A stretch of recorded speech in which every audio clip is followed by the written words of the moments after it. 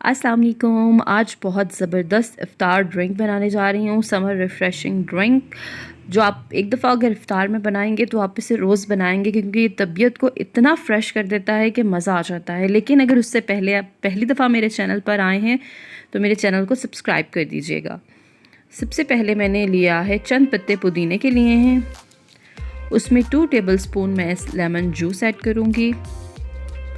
1/4 cup इसमें Tang का powder मैं डाल रही हूँ और उतना ही इसमें रूह अफ़ज़ा डालना है या जामी शीरी,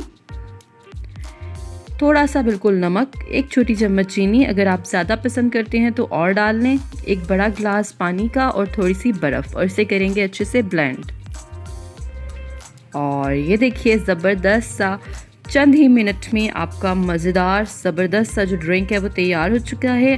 आई एम श्योर आप इसे अगर एक दफ़ा बनाएंगे तो आप रोज़ाना इसे बनाएंगे, तो मुझे आप बनाकर कमेंट्स में ज़रूर बताइएगा। अल्लाह हाफ़िज़।